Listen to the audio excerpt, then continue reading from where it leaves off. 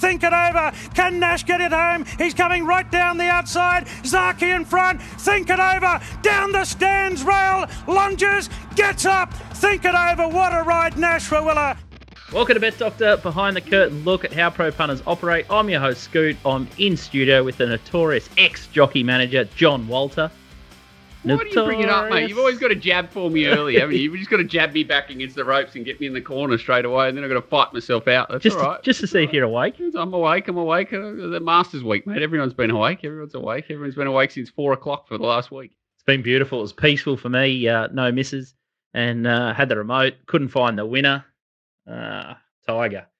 I just needed him to miss the cut. Yeah. Greatest bet in the history of the world, the $2.25. Thanks for alerting us all to it and jumping on the other side. I appreciate it. Crazy. And he pulled up very short. DK, how are you tracking down there in sunny, balmy Melbourne? I see you got the hoodie on, but how's things down in the studio? Have you warmed up a little? Warmed up a bit, Scooty. Yeah, no, a bit cool this morning. It was going to warm up. It's still got beautiful weather down here, which no doubt will turn by the time we get to the bull, but stretched out. No, I'm semi back, Scooty, semi back. And that'll be because of the good fortune of my missus has gone to Malaysia for 3 weeks. So I'm batching, I'm on me pat, and got a bit of clean air. So if I can't back a winner now, I never will, you know? I'm backing you in. Nico Noonan, how are you, mate? You got a few cracks at it this weekend, DK. Oh, I know. 55 meetings in Victoria. Okay, magnificent. I remember, and I had a good win. I remember the stall meeting last year. We backed the Cisco's kid there. I remember it was a ripper.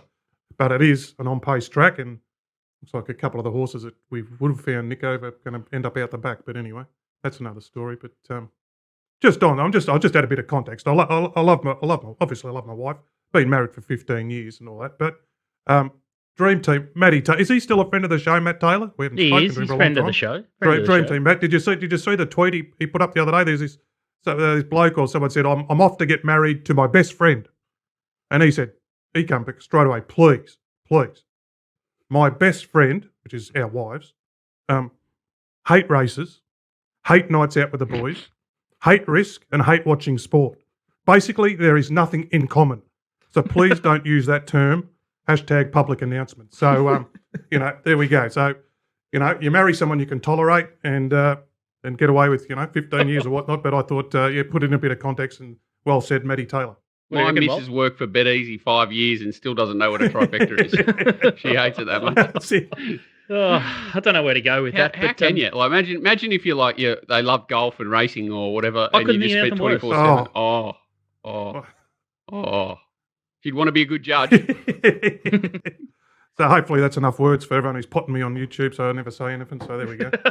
Mate, you've crashed it. You've crushed the 7 words anyway. You've got the overs already over the line. You're only 2 minutes in. Back into the cupboard for DK. Nico, Little Birdie tells me that Mug Punter pretty much brushed you up at Randwick when you did the yard from Randwick last Saturday. Any truth to the rumour? He gave you nothing.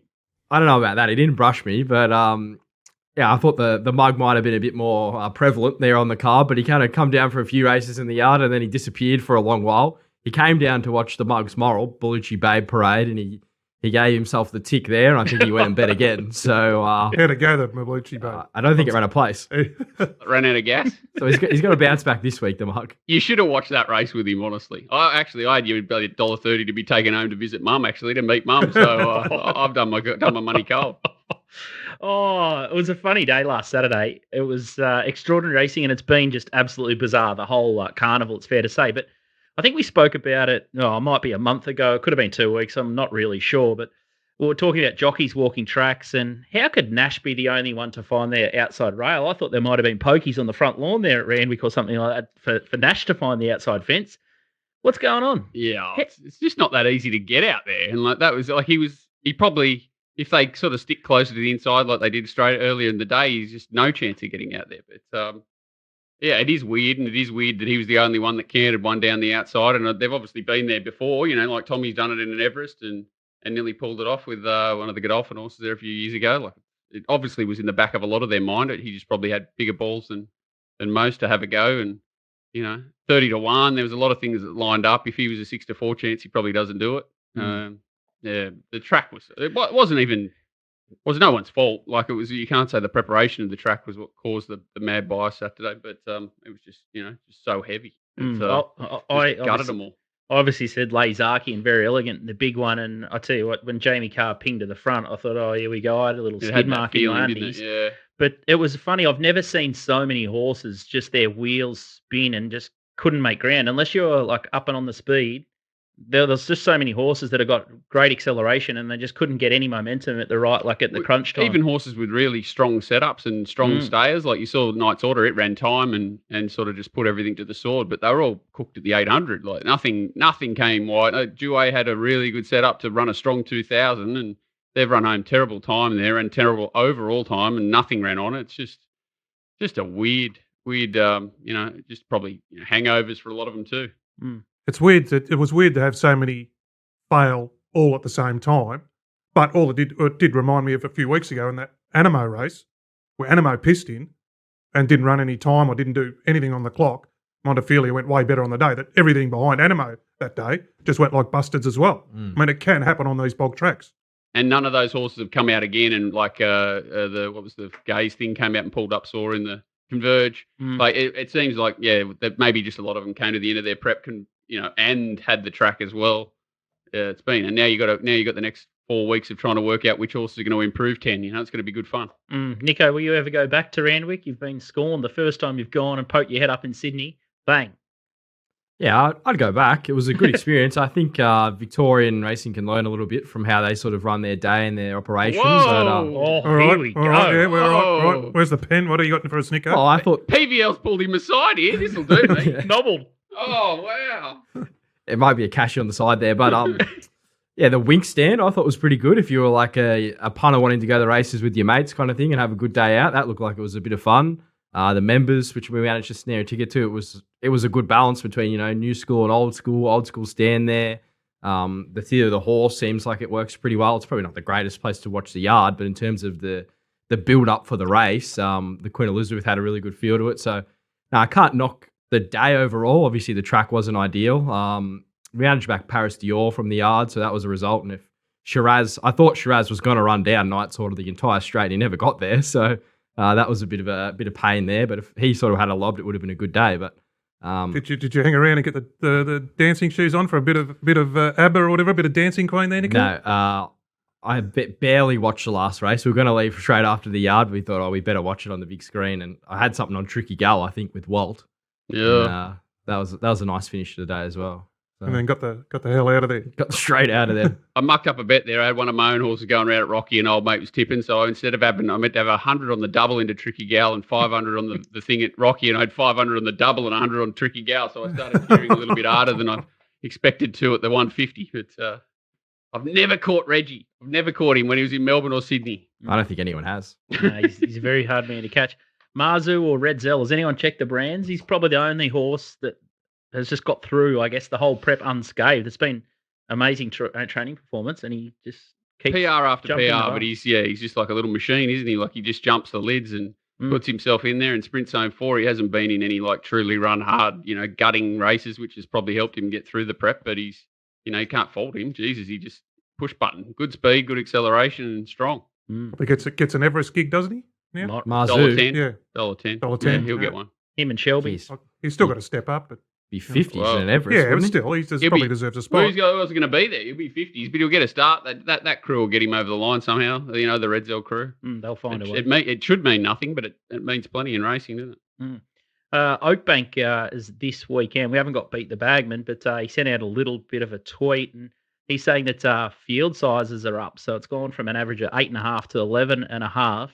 I guess this is one of the key metrics that all the PRAs and the race clubs worry about, is getting these big field sizes, and that equates to more turnover. But do we think the wagering will go up as a result of that, or will people be more inclined to switch off because Oakbank's lost its jumps and all those sort of things? Walt?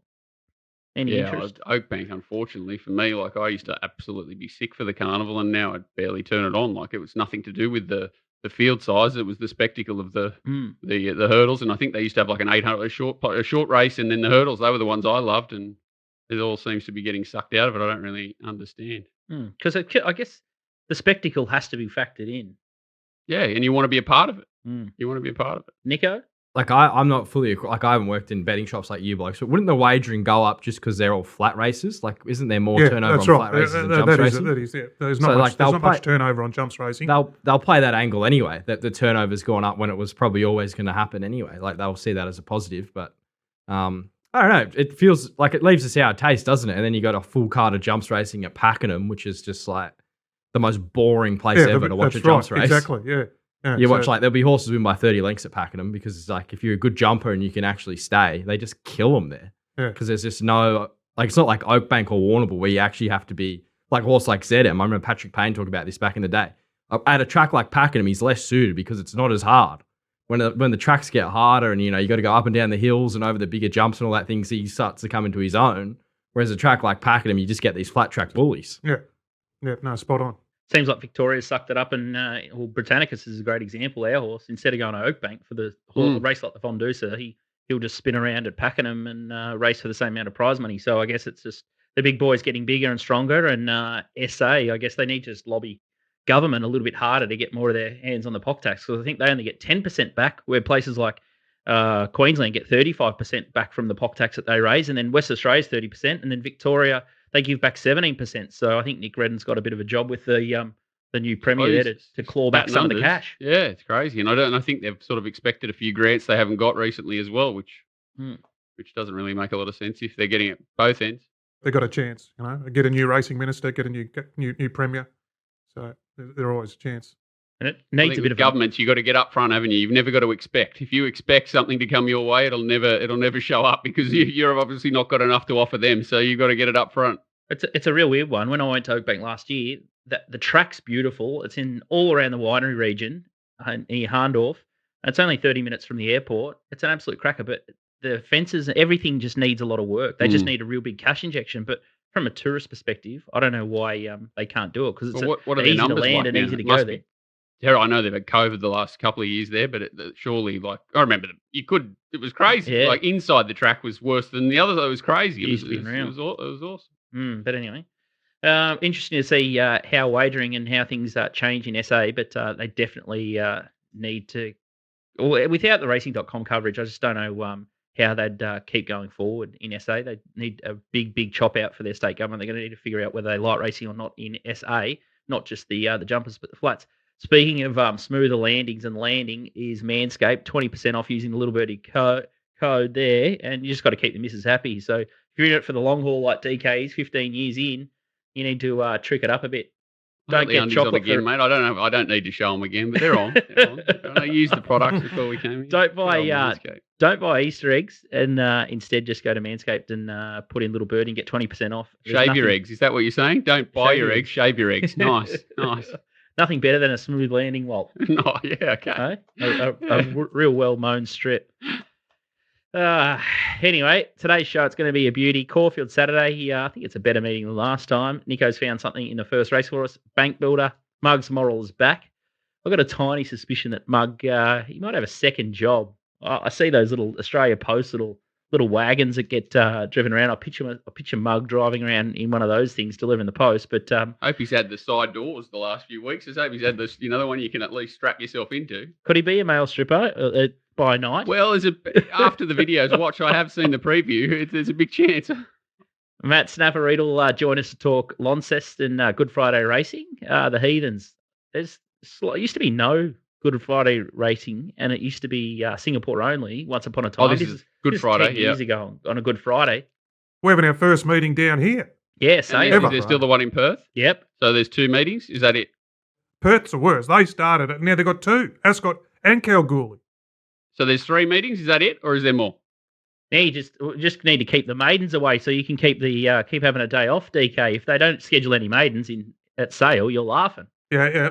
No, true. But I've got to go to mass and do the Stations of the Cross and all that 3:00 in the afternoon. So, and then I want to put the races on. I'm booked in for Sonic the Hedgehog too, mate, at 9:45. That's something you should be doing with your kid, surely, while the missus is away. No, they're going. Yeah, the school holiday program. They're booked in. They go to that every day, of course. It's a monkey well spent there. Tell you, my little bloke's best friend's got COVID positive today. I'm waiting for that. That's going to be good. Oh, beauty. Anyway, the Fresh Hill just doesn't end, does it? Speaking of Fresh Hill, All Age Stakes Day. I'll have a look at the Randwick card, and Even though the weather's improved, it looks diabolical there Saturday. I just like 20 in the highway to start, 20 in the midway for the second. I think it's average of about 18 for the meeting. 10 races. Mm. Mate, Pure pain. It's just so hard. Yeah, it is tricky at the moment. But hopefully we can find you a couple of winners. TopSport Steamers, they're on the board last week. Paris Dior, they couldn't get it beat. They almost did. But they laid it unders though, didn't they? I think it was like 280 or something. Got out to like be 3-1, didn't it? At some point, maybe 3. So they probably they're too good. They probably got the lot anyway. Gee, I tell you what, bookies would just be swimming in it lately, wouldn't they? If they lost last Saturday, bookies, oh my god! Imagine what the QE2 result was for Sportsbet. It must have been 7 figures and like a good solid 7 figures. I think the last winner they laid was that Rockin' Horse. That was the only. The 100 to 1 shot, which they should never, ever. That's just the dumbest thing in the history of the world. You got to bail even out, if it is your worst client backs it. Make sure you check out TopSport, especially if you're having a swing in the Group 1 races. They open the shoulders, so if you really like one, you can definitely get set there. Let's have a quick look at Caulfield. We'll just move straight into it there. Race 1 at Caulfield, odds courtesy of TopSports. The Bert Bryant Handicap over 1,200 metres. Czar from the Snowden Yard has come up favourite here, $3.30. Searching for a dry track, gets Jai McNeil. Jamara 460, plus 4s 5, Cold Love 7, Reservoir Dog $9.50, Liberty Steps $10, Golf of Line 11. You're going to have a look at the win of Czar at Hawkesbury down the outside. Tommy Berry in the China Horse Club colours. Trialled up really well before this. Nico. Yeah, it did. I beat Cat in the Headlights in a trial before this and was real strong to line in the trial. Strong to line here. This is probably the best part of his work, the 4 to the 200 metres sort of section. He's the fastest at the meeting to go through there. Then he's really strong late here. This is over the 1,000 metres. He gets to 1,200 on Saturday, but the way he powers to the line, I wouldn't think 1,200 is going to hold him back at all. Probably just looks like it's going to suit him better. Soft on the line there. Gets Jai McNeil. This race, I thought there was only probably 2 chances. Him and plus 4s, who DK might know a bit more about than me. Comes out of a Cranbourne maiden. Yes, it does. The problem with that maiden, as you know, was a bloody slow pace. And slow pace 1,000-metre races, you don't tell you much at all. You know, they're generally supposed to be scampers, but you get a slow pace where they sprint. Like it showed real good talent. Like it was obviously having a bit of an educational run, but then just sort of dashed through. Nicely bred. The mother, I've noted, got out to a mile. So this is going to be better up in distance. Cow. But you can't. You'd like to back it in on the weekend to off those sections it ran, but you've got a horse who's come out of a good rating race, put in performance like Tsar, and then you've got a thing coming out of a race that doesn't really tell you much. You know? Yeah, I thought Czar, of what he showed there, this 1,200 is going to suit him. Probably, I think the other horse will suit 1,200 as well, but I think he'll just have the right run. Snowden's. He was a bit. You think he'll get where he'll be midfield or something? Midfield, just back off that. Like it won't be the prettiest watch, but I think he's got good talent. This horse, I wouldn't be surprised if he won this and sort of headed off to Brisbane. So, yeah, I thought he was the best bet of the day there at Caulfield. I didn't think there was much in the other Melbourne form with Jamara, Golf of Lion, Liberty Steps. Golf of Lion, I reckon it'll improve. It'll improve. Blinkers on. Probably it'll go to the front there. Finds the lead. It'll probably run a place. You could have something on it sort of each way. It'll improve if you wanted it, but still didn't do enough. Yeah, Czar for me, I thought he was the best bet of the day at Caulfield. Pretty confident there. Wow, I love that. Nico just opens the shoulders, race 1, bank. I hate 1,000 to 1,200, but if ever I've seen a horse that didn't want 1,000 and was looking for 1,200, it's that thing. So. Yeah, exactly. Spot on. Nothing better than just getting to the outside of Hawkesbury and just getting clear air, When you saw yesterday, it's very hard to, Sacramento, but it's been hard to run on there too lately, and that horse wasn't fancied. I love it when a Snowden horse overperforms the market. It's usually the one that's going to be a rapid improver. You know, if they haven't found it and it's produce something like that on race day, I'd say it's got plenty up its sleeve. Golf of Line, the Gaybot horse. Have you heard of it? You wouldn't have. It's been down here. No, it had a trial at Rose Hill once upon a time. Did it? It ran down there the other day, didn't it? Yeah. And it was 5 to 40. Went too slow on it. Is that the horse? It's had one start down there. Is that outside? Yeah, he went too slow on it. Yeah. It'll go to the front. She went absolutely ballistic at old mate for going too slow on it. That's all I know. Caulfield Race 4, the Elvis Thurgood Galilee Series final over 2,400 metres. The Cunning Fox, named after DK, $4. Mamounia, J. Carr, James Cummings. This is the 3-year-old filly that ran on beautifully in the Oaks lead up. What's it doing down here at Caulfield? Chasing a dry track. This is a fascinating runner. This is the horse that I found behind Honey Creeper, 440. Medario, $6. Celestial Fury, $7. Ashy Boy, $8. More Pergo, $13. Turned Up Tommy, $15. Station 1, $16. Tavabil, $17. And much, much better the rest. The horse you like Chasing a here, dry track. Station 1, Nico. Yeah, this is the last start. The Cunning Fox beats him, but I think Station 1, if he went faster in front, I think he would have held on in this race. He just didn't have enough of a break on these horses to probably out-sprint them. Out to 2,400 metres, I think with the pressure of a few outsiders drawn wide gates, they're really going to have to make careful work for the front. I think there's a fair chance this is running a real strong 2,400 metre gallop. You can see here, like, he just doesn't have the turn of foot of a few of these other horses. The winner, the Cunning Fox, is favourite here. I didn't think there was too much between their runs on the day. And if you watch that race through the line, Station 1's actually stronger than him through the line. So I think with the chance of a real strong 2,400 metre race here, the leader, I think he'll just keep kicking, as we saw there. So I'm kind of expecting him to go, 4 or 5 lengths above, whereas at Bendigo, he's gone about 2 lengths below there. So, look, he's a banner horse kind of for Liam Howley's stable. He started favourite, I think, Melbourne Cup Day in a listed race, backing up off the Friday night. Yeah, that's right. So I've heard him talk in interviews about this horse. Like, he rates him highly. He does. He's got a big engine. Yeah. Big engine. I mean, it was one of the all-time great plungers on debut. It was 60s to 6s or something and got the money. Then he backed it up 4 days later. It was 14s to 5s. Yeah, I had something like that day and it went no good. But, so, look, roll. Well, I mean, obviously I got a big tank. That's right. She should be better for the ride on it. Yep. But I was surprised you're going around because they all look to be bobbing up and down like corks in the ocean, that race. So what's the knock on Mamounia there? Or for you, not the knock, but why I thought you might have, like, you've gone to the SF in race 1. Oh, they could, yeah. And they're the SF who you... I don't think the fillies form is like that much better. Like, Honey Creeper could have run in that race and started $4. Like, she did get beaten at Tassie Oaks. Mamounia had the 14 up to 2,000 and the market wanted to be with her. Now she's up to 2,400. I don't know. Still kind of feels like she's a run behind, looking to, South Australia or something like that. And I just think with the potential of a few of these outsiders drawn wide gates to really put a lot of pressure on sort of the horses up the front, I think you want a really good stayer. And I think Station 1 might be the best stayer in this race. So at $16, I was happy to have, probably a good crack to place there, something to win. But yeah, open sort of race. Our boy Point Nepeans in the race before, I could have come on and tipped him at 260. He'll probably win again, but thought we might find something. We've got a stick, Nico. I mean, this is the 2,400 metre race, and then you've just gone bang, bang, the last 2,400s the last 2 weeks. So get it into the place, mate. Get it into the place. Something there. What do you think of the Godolphin filly going there? Do you know which way she's going? She's going to Adelaide or going to Brizzy? I think Adelaide was the number one option, and mainly because of the more chance of dry. I think they kind of worked out. They've been trying to. That's why she's a run behind, just trying to find a dry tack for her, and sort of had to throw it in last start. The tempo was right against, wasn't it? It probably did its best work late and a complete forgive, but it is. I agree. It looks a run behind, especially for a brutal 2,400. It does look like it wants 2,400 the horse, but. Yeah, it's not an easy task, especially against older horses. Exactly, and the price point for me, it looks a little bit cramped. I sort of had half a horn for it, but I'd prefer a fillies and a different sort of lead up or over in Adelaide. So I might wait a run and see what she does this time, and she'll probably go around to evens the next start, knowing the way we're going at the moment. But all right, I think good way to play there, especially in race 1 there for you, Nico, and. Let's have a look at Randwick. We may as well sink our teeth in it. We're suckers for punishment here.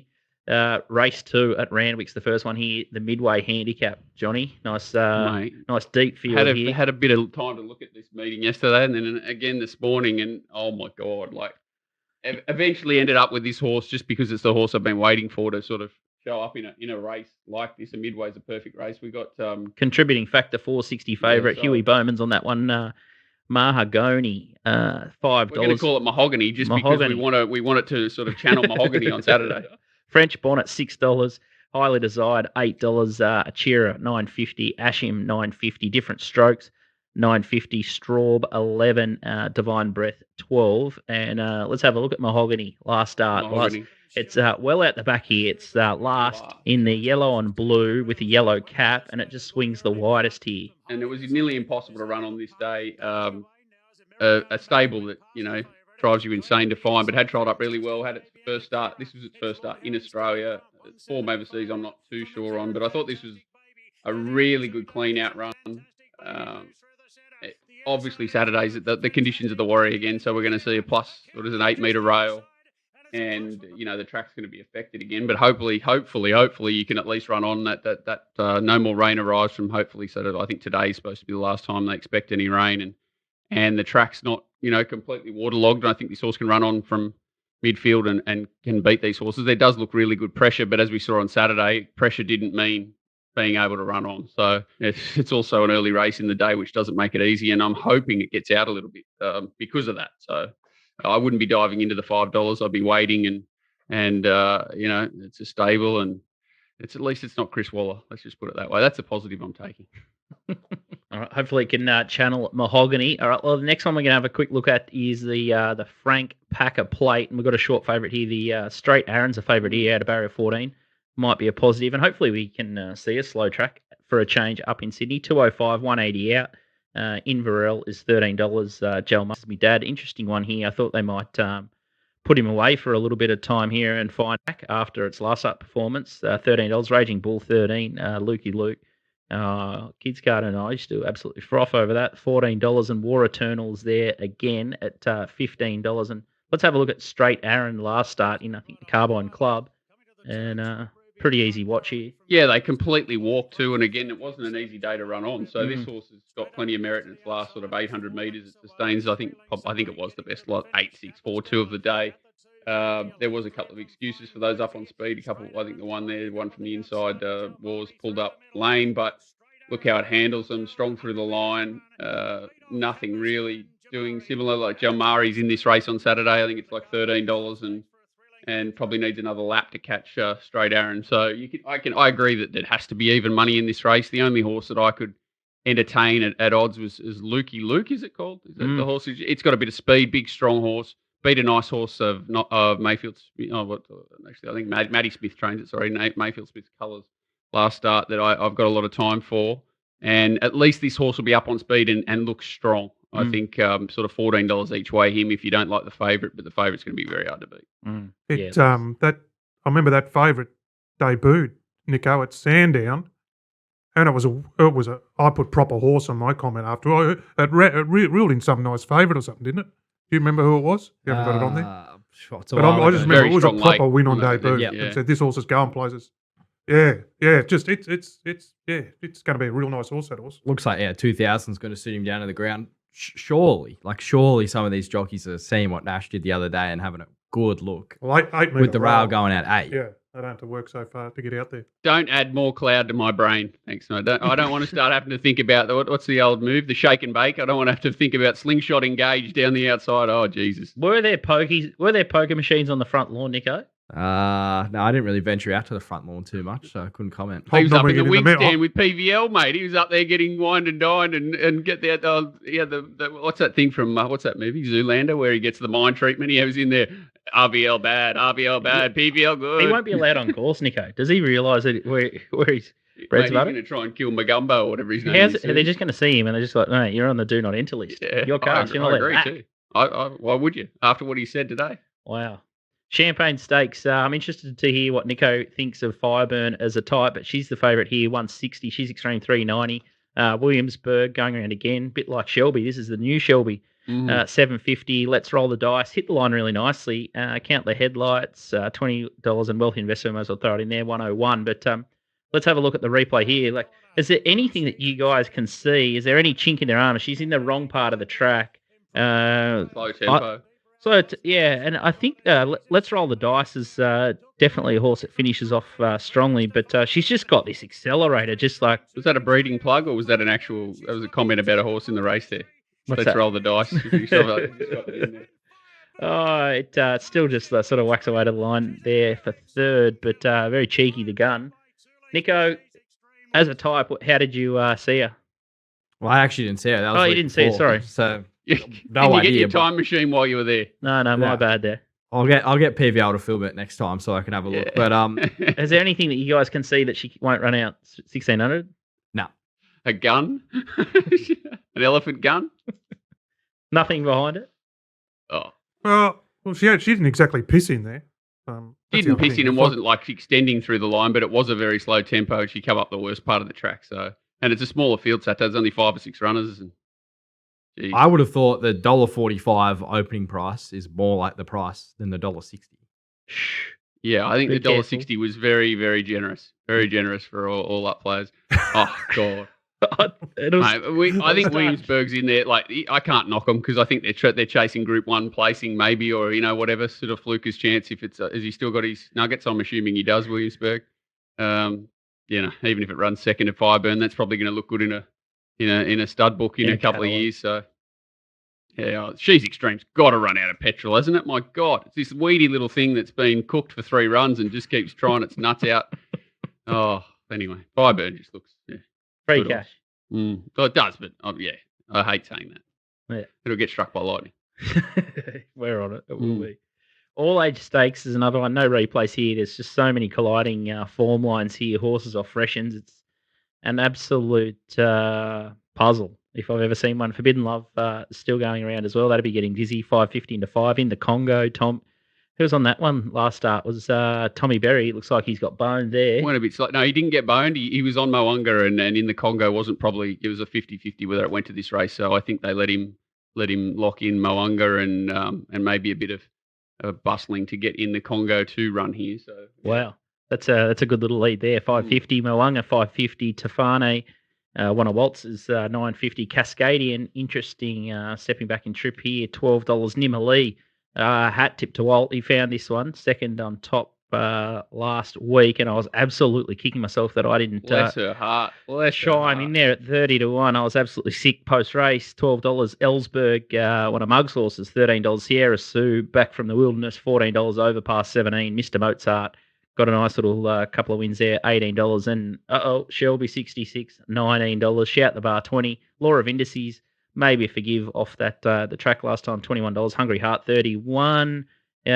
Interesting runner there, coming up second up into this. And Zatori and Colding and Olmedo round out the field. So this is a tricky race, in my opinion. Well, usually the all age is like a 5 or 6 horse field at the end of the carnival. And you would have thought, the survival of the fittest, this would be a 3 horse field. There'd been absolutely nothing left. And even sort of was half involved in the debate of whether in the Congo was suited in this race and whether it should run. And I honestly thought it'd be like a 6 horse race and it'd just go straight to the front.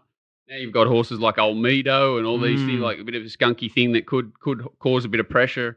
Whether Nash goes a bit quick early on Ellsberg. It's actually an interesting map early to see sort of who gets the front. I'd assume that in the Congo's drawn quite nicely to take it up and should take it up. I don't know whether the blinkers are back on. Not sure that was being debated as well. But it's a really tricky race. There's so many horses that have failed on certain tracks. Will they get a more suitable track Saturday? I think that in the Congo's the bomb-proof one, as in, he's going to be up there and bit fresher. And I like the 7-day backup for him off the barrier trial sort of run last week where they didn't do too much. They went out slow and ran home and ran time home, which not many races did, even off slow tempos. So he's done something. He's going well enough, and I'd say he's the one to beat, but with just so many reservations in the race, things that could improve, things that could be falling off cliffs. Nico, as I'm pretty great up looking at the market, I'll be trying to find a real weird angle like a Hungry Heart or trying to find some value somewhere. Well, it's been waiting, I think, for 2 months for a wet track, for a dry track, Hungry Heart, and then now they're just running out of options. We've got no idea. But fresh legs may help. Yeah, you would think maybe Doomben might be sort of where she comes into her own Hungry Heart. I don't know. I think you're either probably Mo'unga or in the Congo. And if you're looking outside of them, you're probably real grade up. I'd probably lean in the Congo. Like Walt said, he's probably got the map advantage. 1,400, like last time we saw him at 1,400, he did win the Golden Rose, beating Animo. Absolute barrier trial last week. Not so... Obviously, what was saying, he didn't get dragged, but it wouldn't be a shock if he did off that ride. That was a slaughter. Just going that slow in that race, I thought he lost all of his chance to win the race in the Congo. He just completely gave it up. Didn't see. He went like 14 lengths below to the 600 in a 1,200 meter race, and you're on the leader. And like dead set, Mizzou couldn't have had any easier option, but maybe the plan was just to give him a soft one and have him ready to go here, get another Group 1 on the CV before they're off to start. I'm kind of with him. I think 550 there may be sort of this greyness in the market, and you might get sort of $6 on the day or something like that, and I'd be taking it. I'll tell you what. Could be a moral, and he gets the I think last week was the goal, and they weren't supposed to go so slow, and this has ended up a nice little backup. But either way, I agree with you. Whatever they've done, it's worked out, and I think he's the one to beat for sure. And it's a schnitzel, and he got TC on board, so like he's going to go from like the. You imagine TC on board, Tommy off. He's missed it last week. 2 weeks before, he was on overpass in that race. In the Congos, crossed him. He couldn't get a run between. Yeah. If Tim's ever wanted to try harder on one than this, like he'll get off, carry it, and start whipping himself if he has to get it home. It could be a moral then. Yeah. It'll be trying for its life, I promise you that. Gay on the backup. Yeah, it's race number 9, Kerwin's Lane. Couldn't have trialled much better. I'll add something there. I was watching I think it ran second to Naj Marty in the trial and just absolutely stormed to the line. So there might be one for the punters there. He's one of the birdie horses. He's been good to us, Kerwin. He's a nice horse, and that's his beauty of him. He's normally, out of the market. B. Abdullah, beautiful. All right. Hopefully, we've found a couple of winners late there. Not a heap of confidence in the Randwick it's card. probably the horse you could, like away from the two favourites that are, obvious, and even big parades. I love the horse. It gets the most map favours you've ever seen in your life. Comes off a nice run in the Group 1, but it's not a $1.80 horse for mine. There's a couple of versions of him, so I'll be cheering for the mug. But he's a bit of a suck. Espiona, Walt. It'll just quickly on it. It'll be winning, will it? Oh, yeah. It's one of the horses that could be cooked. Like you saw the slipper. There's a few horses that tried to get in the slipper and backed off and trialled and failed really badly last week. And I'm just worried that Espiona's been gutted by those wet tracks, and they've tried to freshen her, and it's not always easy to do. So. And I don't think anyone knows, whether you're the trainer or anyone, until they show up back under race pressure, what's going to happen. It's just another horse I'd be scared to take short odds about.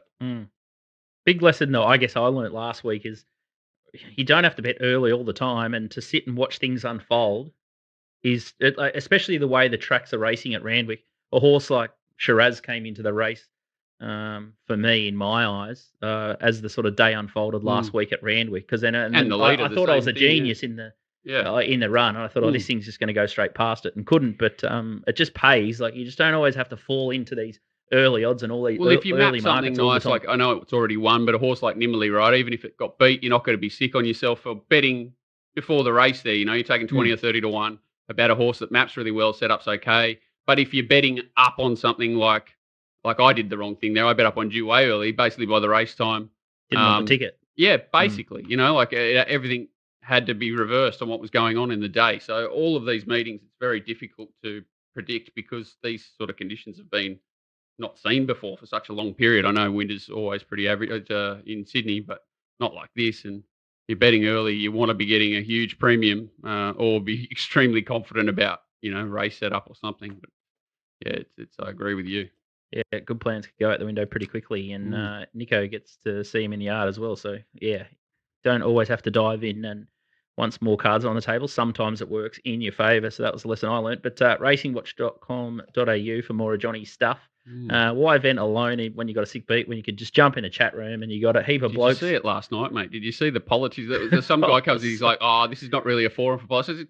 No one's talking in there. I said, "Have a go." I just checked straight out, and about 3 hours later, I checked in. There was like 270 new messages, people just going at each other about politics. They can find an angle in there. Don't worry about that. It's going to be a long 6 weeks of the election trail. I'll tell you what, I think Top Rope today, she's going to steer the politics punters club. So it's so unbearable. We're going to make it bearable, and Top Rope's going to bet on all the seat markets and have some fun there. So we'll try and open it up on Friday. We'll raise some cash for the first sort of 7 days, TopSport to get their markets up, and then he'll just shoot him down. He was very good on the Beijing Olympics. He's very versatile. He's absolute gambler, Nick Tedeschi. Tell you what, Good Friday is building. Races at Sale, Launceston over in Perth. It used to be only Singapore, but Matt Reid, we'll take a quick break, and Matt Reid from Racing Taz is going to join us and give us 2 morals down on the Apple Isle. Welcome back to Bet Doctor. Behind the curtain, look at our pro punters operator. I've got Walt in studio at the Goldie. We've got DK and Nico in sunny Melbourne. And Snapper Reid joins us from the Apple Isle. Snap, welcome to the show. Scooty, big weekend for us, Easter. That means Monday afternoon against the Cats. Mate, it's going to be great. Snapper's a big Hawks man. And Snapper, quick one. Expansion team, Tassie, Eddie Maguire's spruiking it. I know the Gold Coast are absolutely struggling. They're giving away tickets to the Q Clash up here. I got 4 tickets in a car park for $65. How in heck are they going to get a team and enough people interested to go to the footy down in Hobart? How? Oh, look, I don't think there's any issue with support and fans and things like that. You look at the other 2 expansion bases. If Gold Coast and GWS are the benchmark, we'll tower them up in terms of fan support. I think the problem is that the AFL doesn't need another side. There's already too many. Ideally, we'd just get the Gold Coast license and they can come down here and we'll be the Tassie Suns. We'd be appropriately named. It'd be like the Utah Jazz with there being no Jazz in Utah kind of thing. But that'd be the ideal scenario. Well, no one goes, so no one up here would miss it. Walt, They wouldn't know. That's what you'd have to bet on. Like how long before they realised that they were no longer here? Oh my God! The team's gone. I have never been to a game. Not one. GWS and Gold Coast got 4,000 at GWS. 4,000 people. I used to live 800 metres from the stadium. I've never been there. I went there for the Commonwealth Games. Never been to an AFL game. It's very, I couldn't believe it. I went there last week. I went to Sydney, then Gold Coast Sunday morning, and then watched the Blues get absolutely thumped. So that was a great weekend off the strip out at Randwick. He's been brushed by a mug and then gone up here and got hammered. That's great. I was just checking my phone to see if you rang there. Yeah. There's been nothing there. So, wow, Nico, moving in different circles. That's fair enough. I'll tell you what, Snap, you would have got the surprise of your life when Honey Creeper bobbed up in the Adrian Knox, the Apple Isle, the Tassie form. Wow. Yeah, I wasn't expecting that, Scooty. I didn't even know it was running. I'm not sure what I was doing. I think it was a weekend where I was sort of under the weather, self-inflicted, but I got a couple of text messages saying the Tassie form with Honey Creepers bobbed up. But, well, what do you do? Went around $1.70 down here against ours and couldn't get the job done. But I did say after that race, it did look a big track horse to me, and I guess that was somewhat proven true in that race. All right, Good Friday racing, thank God, at Launceston, and let's build a bank for Saturday. Race 3, you've got the Alpine Eagle Stud Class 1 handicap over 12.20, and you found one here. I remember Alpine Eagle going for a massive result once upon a time, and the horse just went a miss. Gando rides? Alpine Eagle? Yeah, something. The Wolf, Alpine Wolf for Gando. Oh, that's the one. Yeah, there's that one there. So Make a Decision's the horse you found here in the red and white stripes. It's missed the kick, and then it's weaving, hunting through in behind them, and it's a really nice run, but hasn't been seen since May last year, Snapper. Yeah, absolutely. It was a horse that was a pretty big spruik this day off the back of a decent trial, and the market came for him, and it was a massive win, as you say, Scooty. Slow out. Siggy Carr managed to weave a passage and pick these up here pretty close to home. Won pretty decently, actually, and a lot of subsequent winners have come from this race, which you'd somewhat expect as it was 334 days ago, but there's plenty of horses that don't win a maiden. Been waiting a long time for this horse to come back, and now we see him in Launceston. No public appearances, but that's not uncommon for Sarah Cotton. She's one that's a bit of a canny trainer, only has a small team. She's actually the clerk of the course down here in Hobart and does a bit on the side with her with her horses as well. So Make a Decision's a horse I've been waiting for a long time to come back. It's a dead set 2-horse race to me, this Class 1. Title Shot is the other main danger. It was smashed in betting at Tassie debut as an ex-Lloyd Kennewell horse. I think it was about $4 into $1.80 on Tassie debut. Beat nothing. But it'll spray out wings then if Lloyd's at it. Well, that's exactly what happened. Ran very good time in the process, even though it was a weak field. I think almost identical to the Class 1 that night, which was a real speed battle. So importantly, when looking at Title Shot and even this meeting in general, there's a couple of $50,000 races on the program, which means it's deemed a metro meeting, which means that our apprentices can use boosted claims. So Cody Jordan, who's leading our premiership down here, has outridden her claim. She can claim 2 on this program because it's metro. So that helps the chances of Title Shot. Title Shot will be running along on speed, never run past 1,100 before, so maybe the last 100 metres will be a query for that filly, but the rail is out 8 metres in Launceston, and at the end of a long season for that track, it's a bit of watch and monitor. It was heavy leaders rail, this program last year on Good Friday. If it's trending the same, Title Shot probably leads and wins. If they can make ground, it's Make a Decision. I tell you what, you just you jump onto tasracing.com.au and it's one of the best websites, and I think it's definitely been built by someone that's had a bet, and they've done a great job to invest money into it because you just click across to the form guide, and I think within 2 clicks you're watching this horse's last replay. Like, WA Racing is a basket case, and some of these other jurisdictions need to go and have a look at how It's not hard, Tasracing too. have set this up, and it's it's absolutely not rocket science. No. I know racing.com, it took them a while to get their act together, and that's a great website, but Tas Racing, Well, for the it's size sort of of their overkill, isn't it? Racing.com, it drives you insane because there's a lot going on in the ads or whatever, but it's not that hard to bloody keep it simple. Watch the replay, the full replay of this, make a decision. It'll blow your socks off, this replay. And I'm happy that you say that about title shot snapper. And I look at it's the last start SPs around the $2.20 quote. What price do you expect this make a decision? Because hopefully, if you can shop around evens for this horse, and if you're giving it a rubber stamp off the long layoff with Sarah Cotton, the trainer, if you've got enough confidence to back her in off the long layout, this horse could be an absolute fill-up. Well, I actually priced Title Shot a slight favourite, Scooty, just off the expected map. Looking at Title Shot 250, make a decision 350 type of stuff, and then write your own ticket the rest. So we'll see how they bob up. It is a bit harder for Title Shot. I think off that last start SP, that horse probably will come up favourite, and it's a hard one. What do you do with a horse like Make a Decision as far as the market goes? As you said, hasn't been cited for 330 days. So do we take that as a pot, or are we happy just to go off what we saw last time? So it'll be interesting. But if I can back both in the race, I'll be very happy. I played stock standard. I played Kenwell into form down here. Like Claudius Shiver got beat at shot the last 100. We were on for a shitload at Yarra Glen. Then come out and pissed in next start 10-1. Then he subsequently had 4 or 5 winners from his next 6 runners. After I sunk the boots into him on here. So just stock standard. Watch Cav. Cav will just come out and find out. But that is one camp. There's that title shot. I think it went for 20 grand or something on the online sale. That is one camp I would partake. The English digital online sale is if Kennewell's getting rid of one. I'll tell you what, I've had a few days out at Mornington where she's sort of gone around favourite.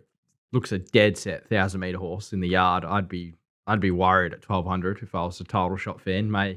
Maybe make Snapper keen or make a decision. One did it win it? What did it win over there first up? 11. 11. So now it goes to 12.20. Like there's not a lot of substance to her. The lighter weight will help. What do you make of Cody Jordan? She's kind of come over here a few times and had a few little pinch hits in Victoria. Is she the best jockey in Tassie, Snapper? Oh, look, I wouldn't say that. I've got a lot of time for Cody. She's very well spoken. She's very humble. She's probably a little bit too humble, if anything. I guess the problem with the jockey ranks in Tassie at the moment, and to be candid, this is a real issue from a punting perspective. I think I tweeted this the other day. At the last Launceston meeting, there were more horses ridden by apprentices than senior jockeys. So for kids getting an opportunity, it's super. For punters trying to map races and rely on inexperienced hoops, it's not super. So Cody's great. She's capitalising on at a time where she's making full use of her opportunities. I think she'll go exceptionally well when she does get her crack on the mainland, beating Victoria or South Australia. But when COVID hit and we didn't get the fly-ins, Froggy left and went back to Victoria. Dharma couldn't come in as often. We just got a little bit of a glut now, senior ranks, and the kids are kind of taking over down here, and Cody's capitalised. Pies and Gando. I thought they were the top 2 jockeys in the country. What am I missing? Gando definitely rates himself the top jockey in the country, so I'm not sure what's going on.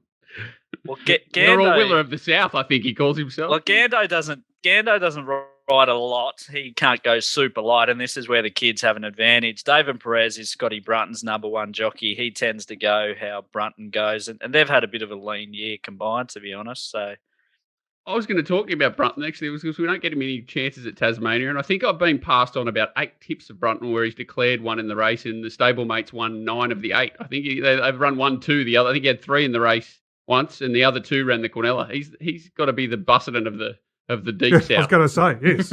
I thought you were talking about Trent there for a second. yeah. But very similar.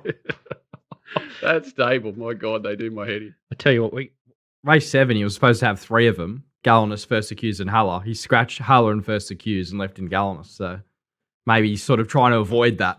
declare one and he's taken the others Got out. completely cast Well, out. we won't touch on it, but there's a couple of horses late in the program. Galinas is one, Turk Warriors the start prior. They both should be winning, but I think they'll be 2s or 3s on. I don't think there was ever a chance that Heller and First Accused were going to be in that race. It looks a dead set fit up for Galinas, and I think we'll see the other 2 horses who are pretty smart in different races in the next couple of weeks.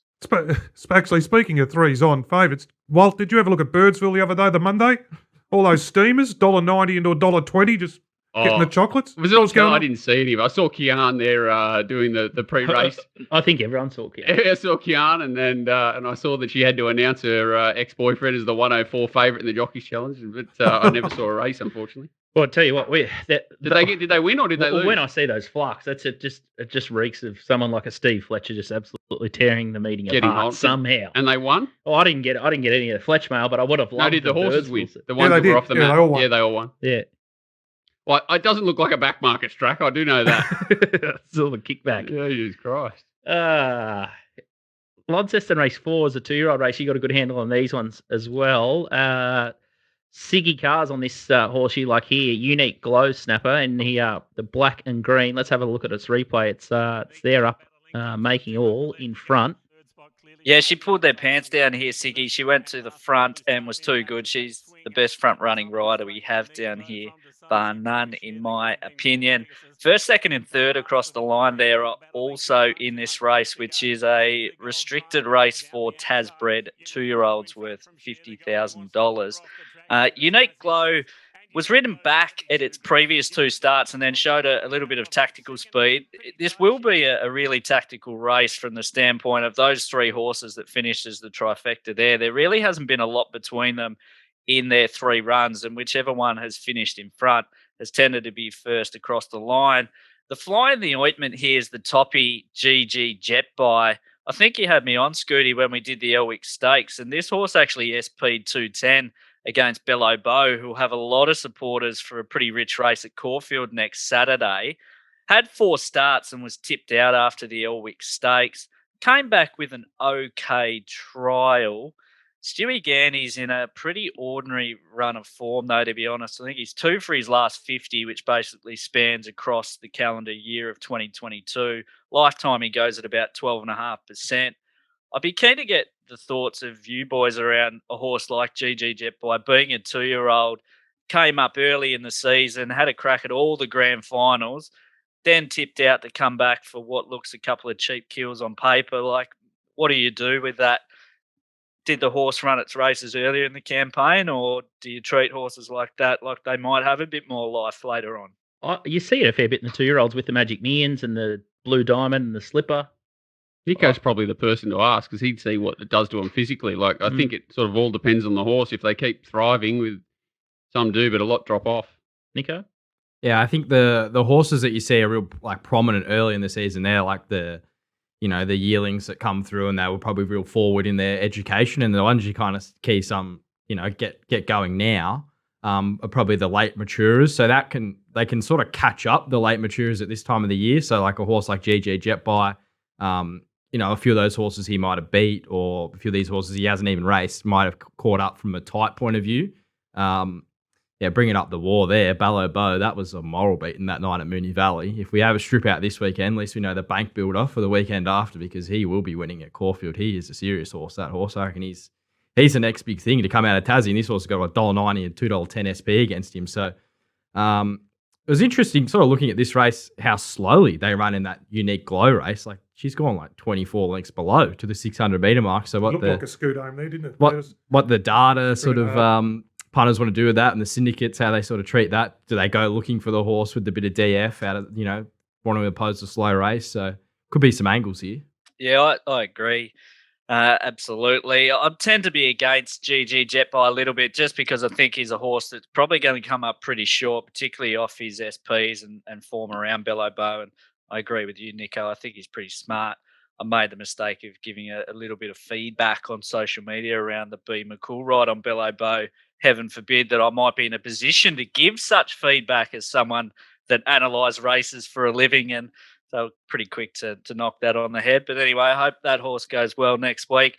I'm with Unique Glow in the 2-year-old, Scooty. I think we might even be able to get potentially something like a 1x2 price. Granted, it's a no third div race, but we only have to finish in the top 2 there. So I just think the value might lean to the up-and-comers rather than GG Jetby, who did win the first 2-year-old race of our season, to give you an idea about how forward that horse was earlier in the campaign. Outstanding, Snap. All right, there's 10 of the best there at Launceston, so make sure you head to Tas Racing for more of Snapper's insights, and you can see him on the big screen. Any social media advice for Snapper about commenting on rides? Just delete 89.7% of whatever you type, because I found that's probably unders for me. I need to be about 99. How did it end up for you? Well, it's still going. I'm just digging the hole bigger and bigger, but it is sad. And then you whack on. I was watching Sky Channel yesterday at Hawkesbury, and one of Waller's horses there's just a one pacing that got stuck in behind the lead, inside not quite great. Leader controlled the tempo. Oh mate. Oh, well, it just he's got no idea that they've gone slow. They've got no idea that why the horses got beaten. They can't analyse their previous starts. They're just like, oh, must have had an off day. Well, it's good. It does your head in. Well, shows like us can exist off the back of it. Well, you can exist, and you cop trolls, but whatever. That's all right. There's trolls everywhere. Outstanding, Snap. All right, I think you should have a good day there tomorrow at Launceston, and I am all for Good Friday racing. I think the more the merrier. It's a pretty dull day. And it gets us through. So I think we should have more Good Friday racing, and DK's probably pulling faces behind it. He hates doing extra work, but I think it's a great thing, and I'm happy they do it. And I'll be praying that Hawks can just be competitive against Geelong on Monday. I don't think we're any chance at all. The 16.5 line looks very skinny off the performance we put in the other week. We always find a way, Scooty, against the Cats. The form guide goes out the window. I think you saw on the news yesterday, we had the boys were tackling Big Monkey at training, and he weighs about 5,000 kilos. So if that doesn't get us fired up, that's what Sammy Mitchell's pulled out. I think we can pull something out against the Cats. They might need the undefeated DK to go down and give him a razz, just to fire him up a bit. They need something. Undefeated? You're talking about trolls, like, please. What, you 2 for 2, you just told us? For what? Oh, yeah. The juniors. Oh, God, Jesus Christ. It's not all about racing here. Found his level. All right, thanks, Snap. Good luck tomorrow. Thanks, fellas. Talk soon. Time for our favourite segment. It's Mug's Moral. This is a video that you don't want to miss. Mug's Moral this week for the last week of the Autumn Carnival. Then we move into Randwick, and then we go on our holidays around New South Wales, so Hawkesbury, Gosford, Scone, places like that. So, for the last week of group racing in Sydney, the Mug is going race 6. Number 3, Big Parade. Oh, the Mug was on it at 15s in the Galaxy, and it should have won. But it got beat to the horriblest horse in New South Wales, Shelby 66. Oh, had the perfect ride by Josh Parr. Got good. I was just devastated getting back to Shelby 66. So this week, Josh Parr gets on a barrier 4. It will just be leading and going bang. We will have a winner, and then you will go find your bookie for the last day of the Sydney Autumn Carnival. It is $1.75 on TopSport. Shop around, guys, and you'll find a winner. So good luck. Happy Easter to all the Mug people out there, the Little Birdie people. The Mug's back to the show on the Friday and the Monday. Go to Bunnies this week against Canterbury. And what does the Mug say when he finds a winner? Go find your bookie. Good luck. Very troubling that cow print felt hat that he's got on. It's incredible, isn't it? I don't know how to tackle it, to be fair. There's not many things that leave me speechless, but the South jersey with the cow with that, whatever that is on his melon. He's got it moonlight as he might be a male stripper. Little sidearn. I tell you what, I could get him a few gigs, I reckon. As long as he's a tipping stripper, or they could call him, a tipper stripper or something. Yeah. He keeps finding Josh Parr. Do you reckon he's doing that to troll you? Subtly? I can't wait to tell Josh that the Mug's declaring him. I can't wait to tell him that. He'll be headless. But go the Mug. I love that he was tipping against, backing it with TopSport too. He's gone really well. So he said that the carnival goes from here to Randwick next week. Don't take the price with TopSport and get on the dollar. He's shop around. He's a good man. He's ready for the country cup circuit too. Yeah, especially him and Nico. Him and Nico, they've got to combine much better. Like you think last week it would have been like the dream team, 1992 dream team, but We might have to have a strange. head-to-head betting bet off. Well, we've still you got our versus him at, say, Scone or Hawkesbury. We've still got our decider to come. We just make a stream of it. 1-1. 6 hours of it, just blow for blow No, in the same room. only if he wears that hat. TopSport's big bets, the early steam at TopSport. Randwick race 8, number 6 is the first one, 300 at $34. Law of indices. Walt, would you take that ticket? I wouldn't hold it. No way in the world. You don't no like way in the world. It's a good bet, but yeah. I don't want it. I don't know. One of those, it could improve. This is a strange one. Race 4, number 6, She's Extreme. 2K at $4. I'm not sure why you jump in to take that price, to be honest. You've got a horse that we think is maybe $1.60, potentially into threes on, or $1.40 or around that mark. I think there's plenty of time to back a horse like this. Yeah, I don't know. Bizarre. It's probably not a bad bet, but you're betting on the other horse not showing up, which, maybe a 3-1 chance, with conditions, and the thing that's gone through and having to run a mile. Maybe that's not a bad price. Another bet that I wouldn't want to hold probably, but not one I'd jump through the roof to be backing either. Caulfield race 8, number 3, 1,000 at $6. Kiss on all 4 cheeks. Not sure the stewards report here, but beaten 20 lengths last time in the Doncaster. Nico, winnable race. Ayrton's in that one. Roll the dice horse. Mick Price says it's not ready. This horse, I forgive. Yeah, just didn't go in the wet last start. The win prior ran an enormous figure at Flemington, so I think she's definitely in the game. I think she'll start shorter than $6. You just forget. We've learned you just put a pen through, completely put a pen through, anything like that, and refer to their previous form. Ayrton jumped out really well. He jumped out against horses running tonight, Elation, so you might get a bit of a guide there to how well he went. Beat that horse. He said that it's not there, but they're aiming him for Brisbane. Yeah, Brisbane, so that's right, and he's coming off a lengthy. He's a bloody good horse. I've seen photos of him. He's actually spent a fair bit of time at my old man's joint, and he's really strengthened up this preparation. So he's come back sort of a lot stronger, a lot bigger in his hindquarter and that. So they'll definitely help him. But yeah, he's at 260. Like he's got a drift. Oh, he's definitely got a drift. 260. You wouldn't be piled into 260 Not now. after you watch Big Price with on after the last. You might get like $4. So this is a really interesting race, and this will be a race that I do in depth now because we've got Ayrton, who's maybe under the odds there and not really, just there for a look, and then you've got Kiss on all 4 cheeks. So I'm going to have to be digging into the Racing New South Wales stewards reports because there's one thing not handling the wet, but he got beat 20, like dropped right out. There's something like there's alarm bells for me. Is it 2 weeks too? Is it 2 weeks or 3 weeks? Either way, it's quick. I got one in Sunday. Same thing. It's going around. I was 460 last start. Got beaten 20. Just stopped as if shot at the 600. But it was in the stewards report at ECG. Well, that's that. And the problem is, like up here, a few of those will come out and win. I think, and you just can't. They're very hard to find. Like, what do you do? Do you pen them all, or do you, unless there's certain odds, or what do you do? They're very hard. They haven't to handle exerted any energy. If they've stopped being beaten 20, it's not like they've been gutted or anything. I mean, it's an old Mark Reid thing. They just haven't exerted. They've stopped. They've retained their energy. Yeah, it depends. If they've been pulled up, absolutely. I don't know, bit of a query that bet, but I think that's a wrap for the show. It feels like we've been here for about 4 hours. As I mentioned before, the Punters Club for the election betting will open, so Top Rope's going to pick up all the seat winner market, so that should be a beauty. And we're sort of getting our eyes in for the Warrnambool Carnival. You're going to stay at the Goldie? Mid-May. Yeah, early May, first week of May. But me, DK. Not coming down to see me? Well, 3 days. The weirdest thing, 18 poor old mate that lives across the road from there, he hasn't been up, he's never met Harvey. He's coming up here for the first time in 8 years, and it's that week. So, of all things, I've got to stay up here to see my mate who lives across the road from the studio. I'll miss sitting next to you for 18 hours. I might have to fly down and hold your hand for, 12 or so. Yeah, you might come down for a day. Yeah. Last day. The finale. Watch us If it's building up, I'll come down. I'll be there. you won't be able to keep me away. We'll be getting DK's tips to happy marriage. That'll help fill in the content. Mate, we've both got the Asian brides. They're not both hate racing. We've got a lot in common, you and I. We should be a lot closer. We'll give out plenty of tips. Nico and I are just going to leave the show, and we'll let you guys carry on with it. But now. Well, yeah, you guys can just give marriage counselling advice. We might have to dial in, like the late nights on RSN. That's the kind of show.